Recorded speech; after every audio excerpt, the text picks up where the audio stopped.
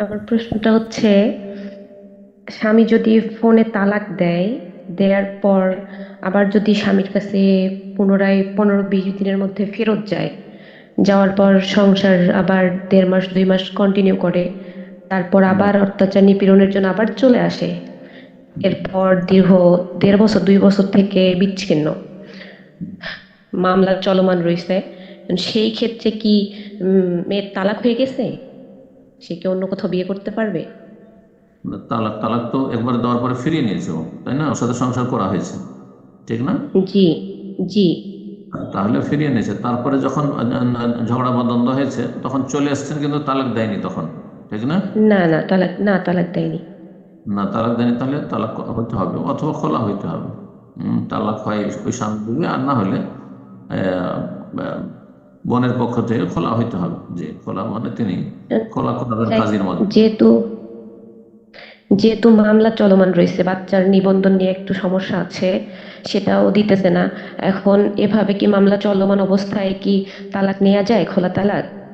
কোনো সমস্যা নেই, মামলা চলতে আছে, মামলা অন্য অন্য বিষয়, কিন্তু খোলা নেওয়া যায়। খোলা সরকারের আশ্রয় নেবে, আদালত কোর্টের আশ্রয় নিয়ে খোলা ফসকে বিবাহ বিচ্ছেদ করাবে।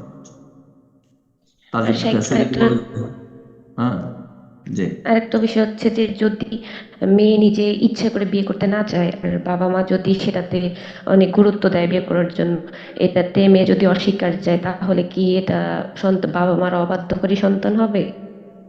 বিয়ে করে নেওয়া উচিত, কারণ মানুষ বিয়ে করে নিলে, ছেলে হোক আর মেয়ে হোক, হ্যাঁ, যখন প্রথমবারে হোক অথবা তালাক প্রাপ্ত হোক অথবা বিধবা হোক, বিয়ে বসে যাওয়াটা অনেক ভালো। এটা এতে নিরাপদ, বুঝছেন না? গোনা থেকে মুক্ত, ফেতনা থেকে মুক্ত। জি, নিজে ভালো থাকতে চাইতে হয়তো, কিন্তু অনেক শয়তান আছে, হিংস্র পশুর মতো মানুষ আছে, যারা ভালো থাকতে দেবে না হয়তো, কষ্ট পেতে হবে, ক্ষতিগ্রস্ত হইতে হবে, এগুলো ঝুঁকি জি। থাকে না বিয়ে থাকতে গেলে। যেন বিয়ে করাটাই ভালো, বাবা মায়ের কথা শুনে না, ভালো বিয়ে করতে বলি। হ্যাঁ, বিয়েতে যদি বাধা দেয় তো তাদের জন্য জায়েজ না। কিন্তু আপনি তো বলেন যে না, আমি বিয়ে না করাটাই পছন্দ করছি, আমি বিয়ে করব না, আর সেই ক্ষেত্রে জোরাজুরি করা উচিত হবে না, পরামর্শ দেবে বাপ মায়ের, জবরদস্তি করা যায় না। জি। আর রাখলাম। এতে কি আমি শর্ত হচ্ছে, অবাধ্যকারী সন্তান হবে? না, অবাধ্যকারী সন্তান হবে না, যদি গুনাহ থেকে বেঁচে থাকে। শর্ত হচ্ছে গুনাহ থেকে বেঁচে থাকতে হবে, কিন্তু গুনার আশঙ্কা থাকে যদি, তাহলে বাবা মায়ের কথা শোনা তখন ফরজ, কারণ বাবা মা আপনাকে গুনাহ থেকে বাঁচাবার জন্যই সর্বাত্মক চেষ্টা করেছে, বিয়ে দিতে চেয়েছে। বিয়ে করা ফরজ কাজ নয়, বিয়ে করা হচ্ছে সুন্নাত মুআক্কাদা, বুঝছেন না? ছেলে হোক অথবা মেয়ে হোক, এরকম বিয়ে বসা, আমি তালাক হয়ে গেছে আর বিয়ে করবো না কথা যদি কেউ বলে, তো তাহলে তারপরে জবরদস্তি করা যায় না। এটা সুন্নত কাজের জন্য জবরদস্তি করা বাপ মায়ের জায়েজ নয়। বারাকাল্লাহ। শেখ, আমি মালদা জেলার হরিশ্চন্দ্রপুর থেকে বলছি। মাশাআল্লাহ। প্রশ্ন? যে প্রশ্ন হলো যে, সলাতের মধ্যে তাশাহুদে মাঝে মাঝে আমার তন্দ্রা এসে যায়, ফলে আমি অনেক সমস্যার সম্মুখীন হই।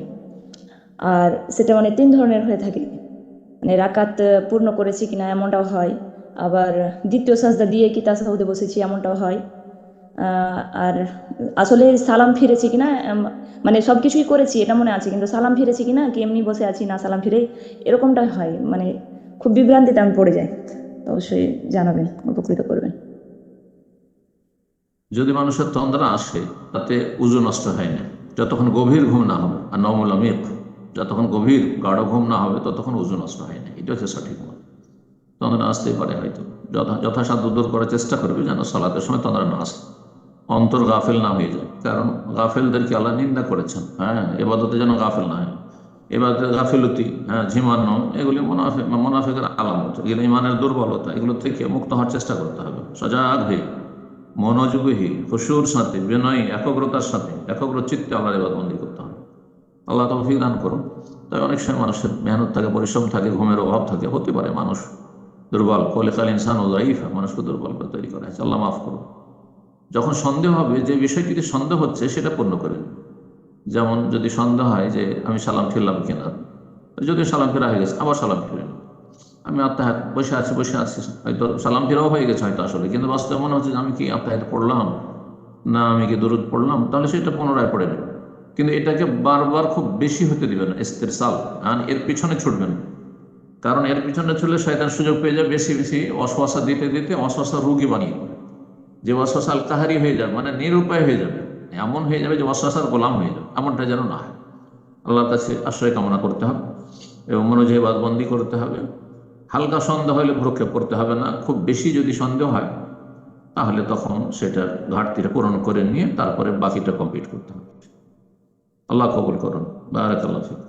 সেখানে আমার প্রশ্ন হলো যে আমি একটা ঘর দিছি আর কি নতুন, এই ঘরের মানে ঢুকতে সময় আর কি ওই ওয়ালে মানে কাছে লেখা না আছে যে লা ইলাহা ইল্লাল্লাহ মুহাম্মাদুর রাসূলুল্লাহ, তো ওইটার উপরে আবার ছাদ, তো ওই ছাদে তো পোলাপান উঠবই, তো ওইটা দেওয়াটা কি জায়েজ হবে কিনা, এটাই ছিল আমার প্রশ্ন।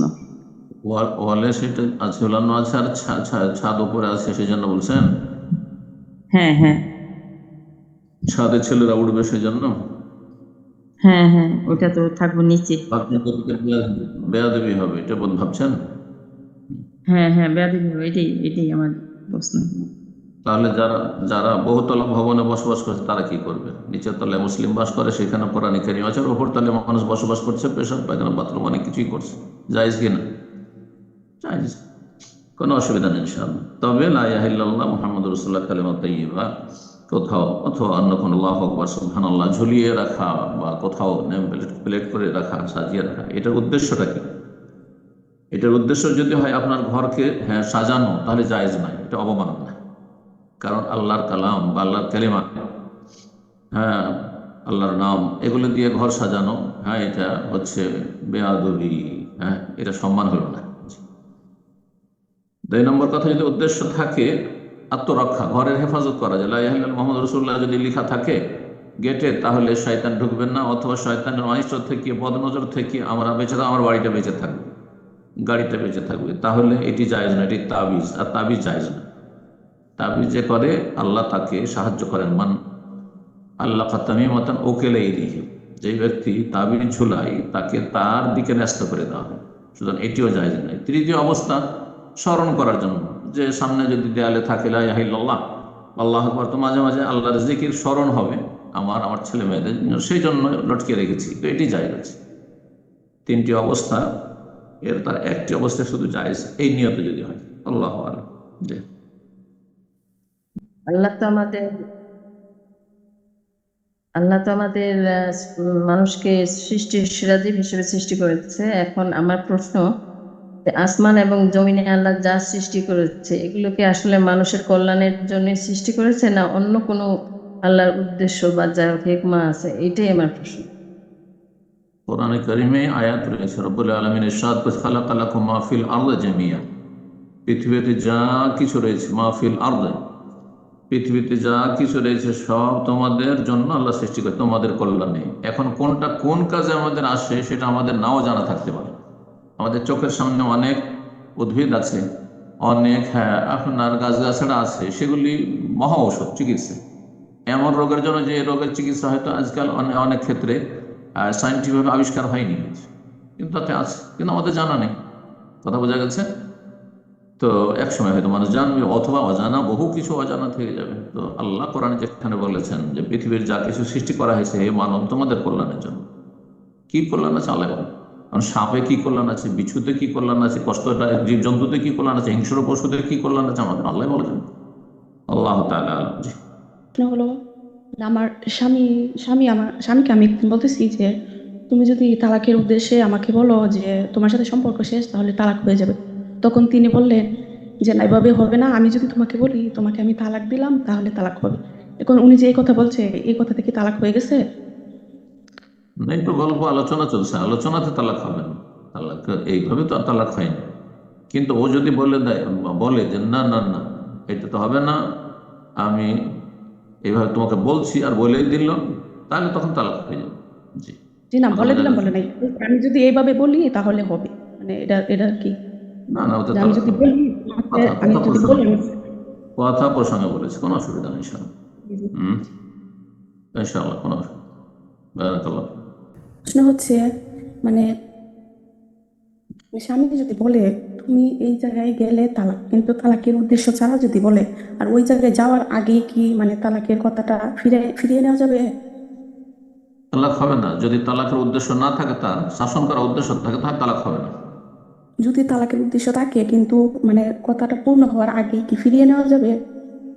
না, কথা একবার বেরিয়ে গেলে ফিরিয়ে নেওয়া যাবে। যদি তালাকের উদ্দেশ্যে বলে থাকে সে, হ্যাঁ, আর ওই জায়গায় চলে গেছেন আপনি, তাহলে তালাক হয়ে যাবে। গেছেন ওখানে না যাননি, না না যাই না, কিন্তু এখন কি ফিরিয়ে না নিতে গেলে পারবে তালাক আমি? হবে না। ও তো শর্ত লাগিয়েছিল, তালাক মোয়াল্লাক আলোচনা করেছি আমরা 2 সপ্তাহ আগে। হ্যাঁ, শর্ত সাপেক্ষ তালাক, যে এই তুমি যদি অমুক জায়গায় যাও, বাজারে যাও, তাহলে তালাক। তুমি তো অমুকের সাথে কথা বলো, তাহলে তালাক। আর তারপর এই কাজটি আপনি করে ফেলেছেন, তখন তালাক হবে, যদিও তালাকের নিয়ত করে থাকে। আর যদি শাসনের নিয়ত থাকে, বারণ করা, তাহলে তালাক হবে না। কিন্তু তালাকের নিয়তে যদি বলে থাকে, কিন্তু যাওয়ার আগে যদি আবার কথাটা ফিরিয়ে নেই, তারপরে যদি যাই, তাহলে কি তালাক হবে? না, তার হ্যাঁ, তো যদি বলেছিল, তারপরে বলছে আমি কথাটি বলেছিলাম কিন্তু আমি আমার কথা ফিরিয়ে নিলাম, আর তারপরে গেছেন, তাহলে এর সাথে আর সম্পর্ক নেই এখনো যাওয়ার, তালাক হবে না। জি। শেখ, আমার একটা মেয়ে আছে 10 বছরের। তো ও আলহামদুলিল্লাহ আমার চেয়ে বেশি কোরআন মেমোরাইজ করছে এবং এখনো করতেছে। তো আমরা বাসায় যখন একসাথে নামাজ পড়ি, দুজন একসাথে পড়ি, তো ও সামটাইমস ইমামতি করতে চায়। তো ও এখনো নাবালিকা। তো আমি কি ওকে ইমাম বানাতে পারবো নামাজের সময়? বয়স কত? 10 বছর। ও এমনি নাবালিক শুদ্ধভাবে নামাজ পড়তে নাবালক পারে। শোনেন, নাবালক নাবালিকার ইমামত জায়েজ হানাফি মাযহাবে, শুধু মাকরুহ, কিন্তু কোনো দলিল নেই।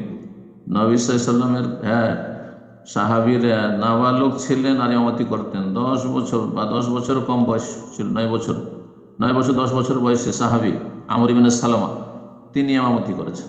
তিনি তার মহল্লার মসজিদ ইমামতি করেছেন। তো ইমাম হওয়ার জন্য, ইমামতি শুদ্ধ হওয়ার জন্য সাবালক সাবালিকা হওয়ার কোনো শর্ত নেই কোরআন হাদিসে। কি শর্ত রয়েছে? সে যেন সালাতের মাসলা মাসাইল জানে, সে সালাত, হ্যাঁ, যে এবাদত সেটা যেন বুঝে, তার মধ্যে তামিজ থাকে। সুতরাং সাধারণত তামিজ, এটি আমার সালাত, এটি নামাজ, নামাজ অবস্থা এগুলো চলবে না, এটা জানার জন্য, এটা বোঝার জন্য, এটা শেখার জন্য কমপক্ষে 7-8 বছর বয়স হওয়া উচিত। 5 বছরের ছেলেকে, 5 বছরের মেয়েকে অনুমতি দিলে তো কাজ হবে না।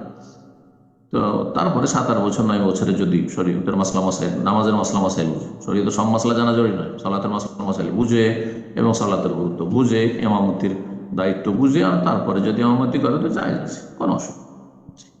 আপনার কেন, যদি আরো কয়েকজন মহিলার ইমামতি করে তাও জায়েজ। বারাকাল্লাহ। প্রশ্নটা হলো, আমার স্বামী অনেক বেশি নেশা করতো, সে উনি অনেক বেশি মদ এবং ইয়াতে কি জানি কয় বিয়ারে আসক্ত ছিল। তখন ওই অবস্থায়, মাতাল অবস্থায় উনি আমাকে বললো যে আমি তোরে তালাক দিয়ে দিছি, যা তোরে তালাক দিয়ে দিছি, এরকম কয়েকবার বললো। বলার পরে যখন উনি রাত্রে শুইতো বা সকালবেলা জ্ঞান ফেরার পরে উনি বলতেছে উনি এগুলো বলে না বা উনি এগুলো মনে নাই, এরকম কিছু। তো এই পর্যায়ে যদি এরকম কয়েকবার বলে, তাহলে কি সেক্ষেত্রে কি তালাক হবে? তালাকের মাসলা অনলাইনে বলা মুশকিল খুব, কিন্তু কথা হচ্ছে যে নেশাগ্রস্ত ব্যক্তি তালাক, তালাকের মশলা, যেই ব্যক্তি বেহুশ, এমনি বেহুশ হয়েছে অসুস্থতার কারণে, আর এই সেই অবস্থায়, বেহুশ অবস্থায়, সেন্সলেস অবস্থায় তালাক দেয়, হ্যাঁ, বিবেক কাজ করছে না বা পাগল হয়ে গেছে, পাগল জুনুন, তো তার তালাক হবে না। কিন্তু যে ব্যক্তি নিজে অপরাধ করে, হ্যাঁ, মাদক দ্রব্য সেবন করে সে তার বিবেক হারিয়ে দিয়ে তালাক দিয়েছে মাতাল অবস্থায়, তার তালাক হবে কিনা তালাকি মাসলা। জি, এক্ষেত্রে একদল বলছে তালাক হয়ে যাবে। যাই হোক, এই জন্য যদি বিজ্ঞ ওলামায়ে কেরামদের কাছে সেখানে দেশে যেতে পারেন, জিজ্ঞাসা করে নেবেন, এটা ভালো হবে। আর যদি বিবেক ফিরে আসার পরে, তার মাতালামি শেষ হওয়ার পরে যদি বলে যে হ্যাঁ আমি তালাক দিয়েছি, তাহলে তো হয়ে যাবে। তাহলে যদি জিজ্ঞাসা করে যে তুমি তালাক দিয়েছো, বলছে হ্যাঁ দিয়েছি, তাহলে তালাক হয়ে যাবে। কিন্তু যদি বলে যে না আমি তো কিছু জানি না, আর আল্লাহু আ'লাম, আল্লাহ হেফাজত করুন, আল্লাহ তাকে হেদায়েত দান করুন এবং তার অনিষ্ট থেকে আল্লাহ আপনাকে রক্ষা করুন। জি, দেশ থেকে থাকলেন, প্রশ্ন করলেন অথবা শুনলেন, তারপরে দাস শুনলেন, আল্লাহ আপনাদের সবাইকে উত্তম প্রতিদান দান করুন, সমস্ত বালা মুসিবতকে আল্লাহ হেফাজত রাখুন, সার্বিক কল্যাণ দান করুন, যা কিছু আমাদের প্রয়োজন দুনিয়া এবং আখিরাতের ক্ষেত্রে আল্লাহ আমাদেরকে পর্যাপ্ত দান করুন, এবং মানসিক, পারিবারিক, শারীরিক সব রকম আল্লাহ সুস্থতা এবং শান্তি দান করুন। রব্বানা আতিনা ফিদ দুনিয়া হাসানাহ ওয়া ফিল আখিরাতি হাসানাহ ওয়া কিনা আযাবান নার। রব্বানা যালামনা আনফুসানা ওয়া ইল্লাম তাগফির লানা ওয়া তারহামনা লানাকুনান্না মিনাল খাসিরিন। ربنا هب لنا من ازواجنا وذرياتنا قرة اعين واجعلنا للمتقين اماما. سبحان ربك رب العزة عما يصفون وسلام على المرسلين والحمد لله رب العالمين.